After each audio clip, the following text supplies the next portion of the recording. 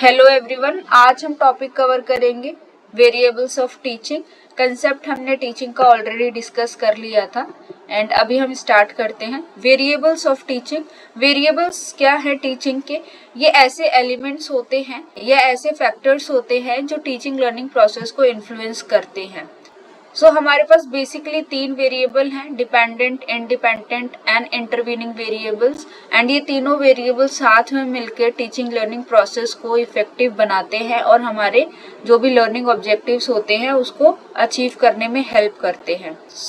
Introduction. Teaching is a structured and interactive process. Teaching हमें पता है एक स्ट्रक्चर्ड और इंटरैक्टिव प्रोसेस है। स्ट्रक्चर्ड कैसे कि जो भी चीजें होती है वो प्लान्ड वे में चलती है। टीचर पहले से प्लानिंग करते हैं, प्लानिंग के अकॉर्डिंग क्लासरूम में बच्चों को पढ़ाते हैं। इंटरैक्टिव प्रोसेस है, इंटरैक्शन होती है बच्चे और टीचर के बीच में। That involves different elements working together to achieve learning objectives. And जब इंटरैक्शन होती है डिफरेंट एलिमेंट्स के बीच में तो आप क्या करते हो, अपने लर्निंग ऑब्जेक्टिव्स को अचीव करते हो। In this process 3 key variables play an essential role और इसके अंदर 3 वेरिएबल्स बहुत इंपॉर्टेंट रोल प्ले करते हैं। डिपेंडेंट वेरिएबल जो स्टूडेंट है, जो किसी के ऊपर डिपेंड है। इंटर डिपेंडेंट वेरिएबल टीचर जो किसी के ऊपर डिपेंडेंट नहीं है, इंडिपेंडेंट है। इंटरवीनिंग वेरिएबल स्टूडेंट और टीचर को छोड़ के क्लासरूम में जितने भी एलिमेंट्स हैं, जैसे कि टीचिंग कंटेंट हो गया, मेथड्स हो गया, एनवायरनमेंट, ये सारे हमारे एलिमेंट्स इंटरवीनिंग वेरिएबल्स के अंदर आएंगे। These variables collectively influence the teaching learning process and ये तीनों मिलके क्या करते हैं, टीचिंग लर्निंग प्रोसेस को इन्फ्लुएंस करते हैं and determine the effectiveness of education. और यही तीनों वेरिएबल हैं जो डिटरमाइन करते हैं कि जो एजुकेशन की इफेक्टिवनेस है वो कितनी रहेगी। Understanding their roles helps in designing more efficient instructional strategies. And आपने इन तीनों के रोल को समझ लिया तो आप अच्छे इंस्ट्रक्शनल स्ट्रेटजीज डेवलप कर सकते हैं। देन टीचर, इंडिपेंडेंट वेरिएबल पढ़ाते हैं हमें, वही डिसाइड करते हैं टीचिंग मेथड, स्ट्रेटजीज, एंड वो किस में आते हैं, हमारे इंटरवीनिंग वेरिएबल्स के अंदर। एंड हमारे पास स्टूडेंट है डिपेंडेंट, वो सब बच्चा क्या करता है, टीचर से पढ़ता है एंड टीचर उसको किसके माध्यम से पढ़ाते हैं, टीचिंग मेथड्स के माध्यम से, स्ट्रेटजीज के माध्यम से, ताकि जो बच्चे का लर्निंग एक्सपीरियंस है वो क्या रहे, अच्छा रहे। अब हम इन तीनों को अलग अलग समझ लेते हैं। फर्स्ट है हमारे पास dependent variable and dependent variable हमारा कौन सा है, स्टूडेंट है। The student is considered the dependent variable because their learning, growth and behavioural changes depend on the teacher's effort. बच्चे को डिपेंडेंट वेरिएबल किस लिए माना गया है, क्योंकि उसकी जो लर्निंग है, उसकी जो ग्रोथ है, उसका जो बिहेवियरल चेंज है वो सारा किसके ऊपर डिपेंड करता है, टीचर के ऊपर। टीचर जो पढ़ाते हैं उसी से बच्चा लर्न करता है, उसी से बच्चे की ग्रोथ होती है एंड बिहेवियरल चेंज भी कहीं ना कहीं टीचर की वजह से ही होता है। अगर बच्चा कुछ गलत करता है तो टीचर उसको बताते हैं ये चीज आपने गलत की है, इसको ऐसे नहीं ऐसे करना है। मॉरल वैल्यूज, सोशल वैल्यूज बच्चे के अंदर डेवलप होती हैं। The effectiveness of teaching process is measured by the progress and development of a student. And अगर आपको देखना है कि टीचिंग लर्निंग प्रोसेस की कितनी इफेक्टिवनेस रही है तो आप बच्चे की प्रोग्रेस देख सकते हो। अगर तो बच्चा अच्छा कर रहा है, इसका मतलब जो टीचिंग लर्निंग प्रोसेस रहा है वो इफेक्टिव रहा है। एंड अगर बच्चे को चीजें नहीं समझ में आएंगी तो वो नहीं कर पाएगा, तो उसकी जो प्रोग्रेस होगी वो क्या रहेगी, थोड़ी लो रहेगी। The student plays an active role in learning but remains dependent on the teacher for guidance, motivation and direction. बच्चे एक्टिव रोल तो प्ले करते हैं लर्निंग के अंदर, वो इंटरेक्शन करते हैं टीचर्स के साथ, चीजों को समझते हैं, क्वेश्चन पूछते हैं, बट अगर कहीं ना कहीं उनको गाइडेंस की जरूरत है, मोटिवेशन की जरूरत है, डायरेक्शन की जरूरत है, तो वो किसके ऊपर डिपेंड है, टीचर के ऊपर डिपेंड है। Characteristics of dependent variable, receive learning experiences from the teacher। बच्चा क्या करता है, लर्निंग एक्सपीरियंस उसको कौन देता है, टीचर्स प्रोवाइड करते हैं। टीचर्स बच्चों को सिखाते हैं, पढ़ाते हैं, वैसा ही बच्चे को क्या मिलता है, लर्निंग एक्सपीरियंस मिलता है। अच्छा भी मिल सकता है, खराब भी मिल सकता है, ये डिपेंड करता है कि क्लासरूम में टीचर कैसे पढ़ा रहे हैं, सिचुएशंस को कैसे हैंडल कर रहे हैं। Subject to change and development through teaching. जो बच्चा ग्रो करता है, इम्प्रूव करता है, डेवलप करता है अपनी नॉलेज को, स्किल्स को, बिहेवियर को, एटीट्यूड को, वो किसकी वजह से होता है, वो टीचिंग की वजह से होता है। तो जो बच्चे के अंदर चेंजेस आते हैं, नई नई चीजों को लर्न करके, उसकी वजह से उसका डेवलपमेंट होता है। Learn according to planned objective set by the teacher. अब टीचर्स क्या होते हैं, पहले से ही प्लानिंग करके चलते हैं, पहले से ही ऑब्जेक्टिव बना के चलते हैं कि हमें बच्चे को क्या पढ़ाने हैं, उसी के अकॉर्डिंग वो बच्चे को पढ़ाते हैं। तो जो बच्चे होते हैं वो प्लान्ड ऑब्जेक्टिव के अकॉर्डिंग चीजों को सीखते हैं। Influenced by instructional strategies, method and motivation. So बच्चे की जो लर्निंग होती है वो इन्फ्लुएंस होती है टीचर कैसे इंस्ट्रक्शनल स्ट्रेटजीज यूज कर रहे हैं, क्या मेथड यूज कर रहे हैं, कैसे बच्चे को मोटिवेट कर रहे हैं। अगर टीचर एक्टिविटी करवा के बच्चों को पढ़ा रहे हैं तो बच्चे इंटरेस्टिंग वे में चीजों को सीखेंगे, मोर एंगेज्ड रहेंगे उन चीजों के अंदर एंड चीजों को अच्छे से समझ पाएंगे। वहीं बाय चांस अगर टीचर लेक्चर मेथड पढ़ा रहे हैं तो बच्चे जल्दी बोर हो जाएंगे, चीजें उनको कम समझ में आएंगी, कंसेप्चुअल अंडरस्टैंडिंग उनकी थोड़ी कम हो सकती है एंड समटाइम्स क्या होता है बच्चे काफी लो फील करते हैं कि ये चीज तो हमें आई नहीं रही है, ये मेरे से गलती हो गई है। तो वहां पे टीचर को क्या करना है, बच्चे को मोटिवेशन प्रोवाइड करनी है। ये सारी चीजें क्या करती है, इन्फ्लुएंस करती है लर्नर के बिहेवियर को। अगर तो सारी चीजें अच्छी रही तो बच्चा चीजों को अच्छे से सीख पाएगा। The ultimate goal is to achieve knowledge, skills and behavioral improvement. So ultimate goal क्या है टीचिंग का, कि बच्चे के अंदर नॉलेज आए, स्किल्स आए एंड उनका जो बिहेवियर है वो इम्प्रूव हो।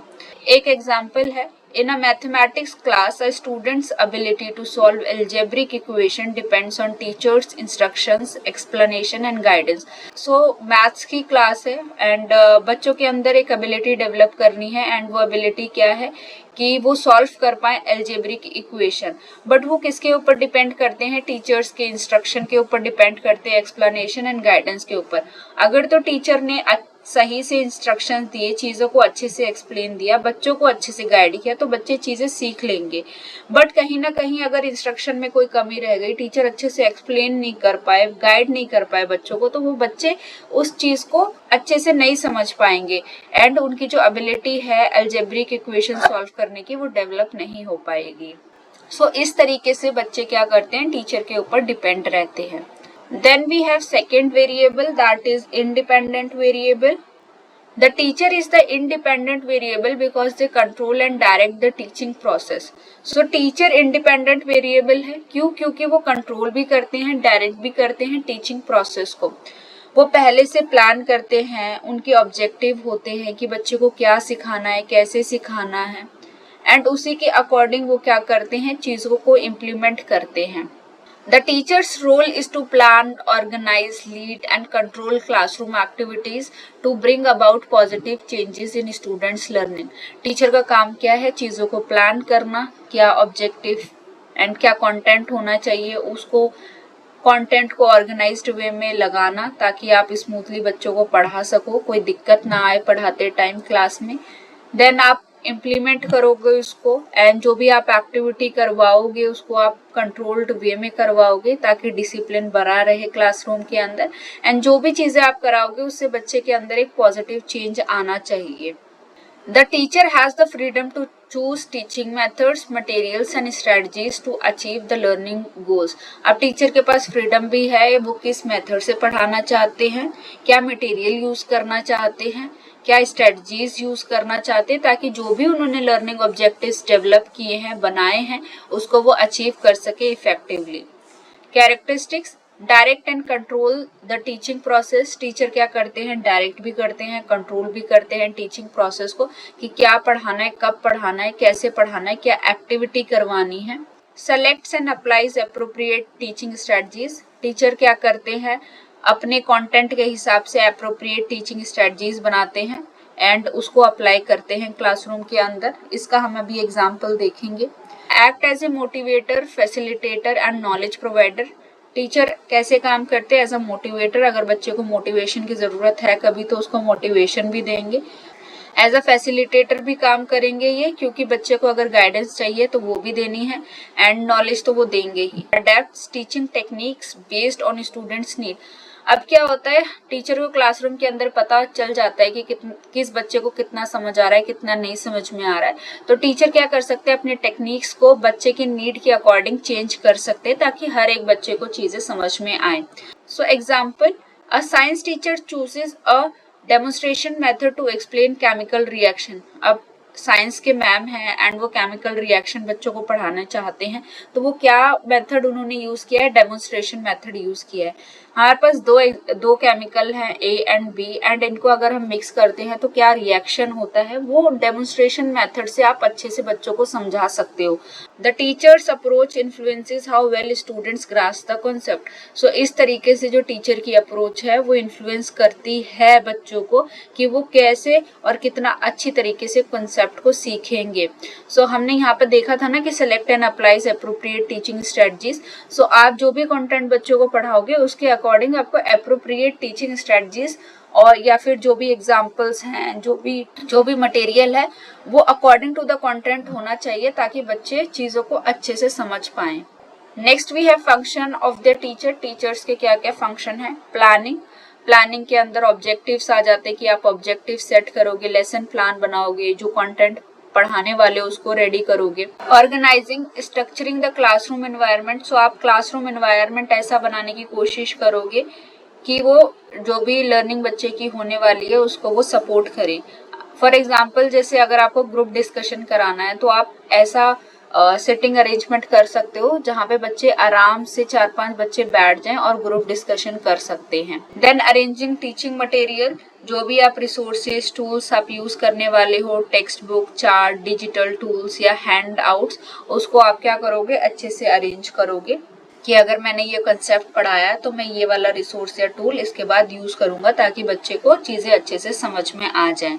लीडिंग, अब टीचर क्या करेंगे, एक्टिवली बच्चों को गाइड करेंगे, डायरेक्ट करेंगे through out the teaching learning process. Motivation भी उनको प्रोवाइड करेंगे एंड जो भी लेसन प्लान है उसको अच्छे से इफेक्टिव तरीके से डिलीवर करेंगे क्लासरूम के अंदर। कंट्रोलिंग, सो टीचर मॉनिटर करेंगे, चेक करेंगे बच्चे ने कितना अच्छे से सीखा है चीजों को, कितनी चीजें उसको समझ में आई हैं, कितनी नहीं आई हैं।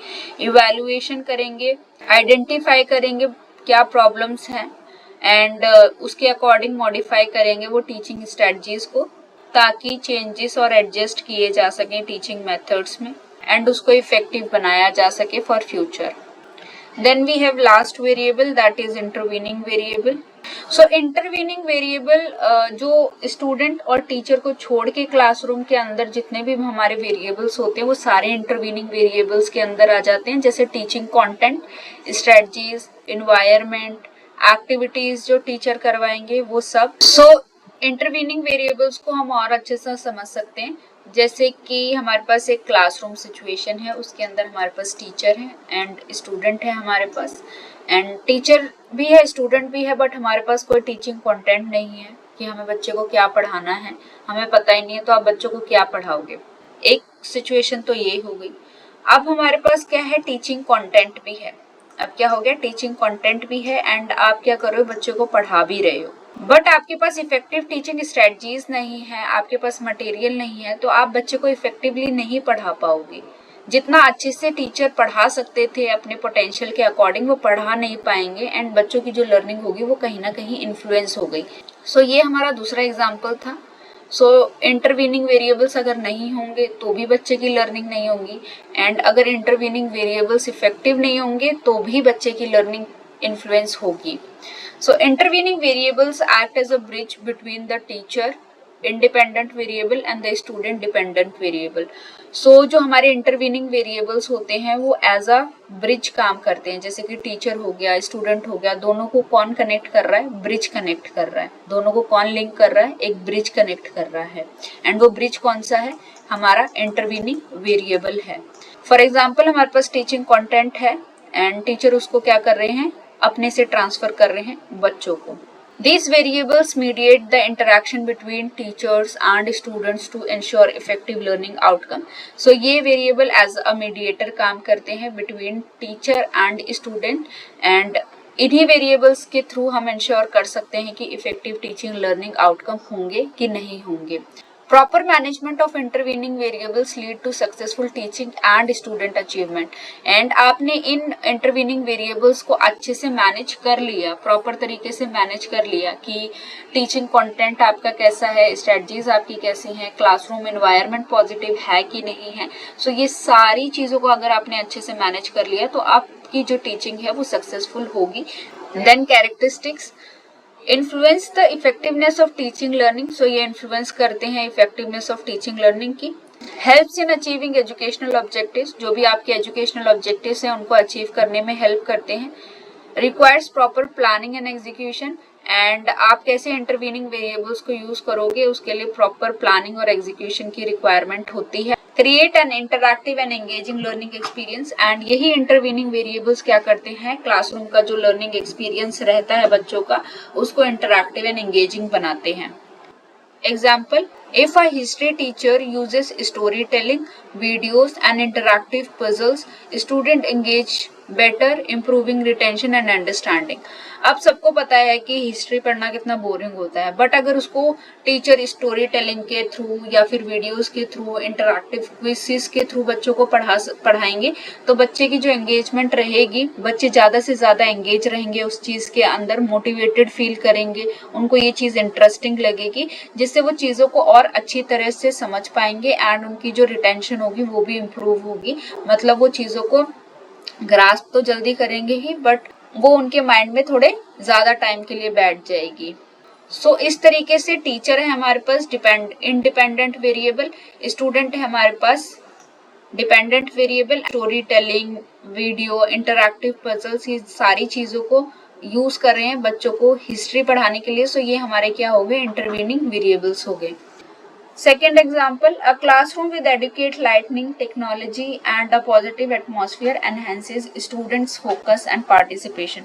So अगर क्लासरूम environment है, वहाँ पे proper lighting है, टेक्नोलॉजी का अच्छे से यूज हो रहा है, पॉजिटिव एटमॉस्फेयर है, सो उससे बच्चे का फोकस बढ़ेगा एंड वो पार्टिसिपेट करेंगे चीजों में ज्यादा से ज्यादा। की इंटरवीनिंग वेरिएबल्स, सो कौन कौन से हमारे इंटरवीनिंग वेरिएबल्स हो सकते हैं। टीचिंग कंटेंट, जो टीचर पढ़ाने वाले हैं, subject matter. Teaching methods and technique, किस मेथड या टेक्निक्स के थ्रू बच्चों को टीचर पढ़ाएंगे, जैसे lecture method, discussion, demonstration, group activities. Teaching material, क्या क्या मटेरियल वो यूज कर रहे हैं, text book, audio visual aids, charts, model and digital tools. Motivation strategies, अगर बच्चा थोड़ा लो फील कर रहा है तो क्या क्या स्ट्रेटजीज वो यूज कर सकते हैं, बच्चों को रिवॉर्ड दे सकते हैं, एनकरेज कर सकते हैं। स्टूडेंट्स एंगेजमेंट टेक्निक्स को यूज कर सकते हैं। Then learning environment, classroom setting को प्लान कर सकते हैं, सिटिंग अरेंजमेंट अच्छा रख सकते हैं, टेक्नोलॉजी का इंटीग्रेशन कर सकते हैं एंड डिसिप्लिन को मेंटेन कर सकते हैं। Then importance of these 3 variables in teaching, अब इन तीनों वेरिएबल्स की इंपॉर्टेंस क्या है टीचिंग के अंदर। Without the teacher independent variable, student dependent variable lakhs guidance and structured learning. अब क्या है, अगर टीचर नहीं होंगे तो बच्चों को गाइडेंस कौन प्रोवाइड करेगा, स्ट्रक्चर्ड वे में बच्चों की लर्निंग नहीं हो पाएगी, क्योंकि हमें पता है जो बच्चा खुद से चीज़ों को सीखता है वो सीख तो जाता है बट उसको टाइम ज़्यादा लगता है। बट कहीं ना कहीं अगर हम टीचर की हेल्प लेते हैं तो टीचर हमें गाइडेंस प्रोवाइड करते हैं एंड डायरेक्शन प्रोवाइड करते हैं, जिससे हम उसी चीज़ को थोड़े कम समय में कर सकते हैं। Without student dependent variable teaching has no purpose, अब स्टूडेंट नहीं है तो टीचिंग का तो कोई मतलब ही नहीं होगा, पढ़ाओगे किसको। Without teaching strategies, material and environment, intervening variables, effective learning can't take place. अब आपके पास टीचिंग स्ट्रेटजीज नहीं है, मटेरियल नहीं है, प्रॉपर एनवायरनमेंट नहीं है, तो आप बच्चे की लर्निंग कैसे करवाओगे, तो इफेक्टिव लर्निंग जो है वो नहीं हो पाएगी। Conclusion, teaching is a systematic process where the teacher, student and teaching strategies interact to facilitate learning. So teaching हमें पता है एक systematic process है जिसमें टीचर होते हैं, स्टूडेंट होते हैं and teacher different teaching strategies का यूज करते हैं, उसके थ्रू बच्चों के साथ इंटरेक्शन करते हैं ताकि बच्चे की लर्निंग हो सके। For effective education teachers must carefully plan and control this variables. अगर इफेक्टिवली एजुकेशनल ऑब्जेक्टिव्स को अचीव करने हैं या क्वालिटी एजुकेशन बच्चों को प्रोवाइड करनी है तो टीचर को ये तीनों वेरिएबल्स को कंट्रोल करके चलना पड़ेगा। Ensuring that student receive meaningful and engaging learning experience, and ये एश्योर करना पड़ेगा टीचर को कि बच्चे मीनिंगफुल तरीके से चीज़ों को सीखें और उनका जो लर्निंग एक्सपीरियंस हो वो अच्छा रहे। सो ये थे हमारे तीनों वेरिएबल्स। आई होप आपको ये वीडियो यूजफुल लगा होगा।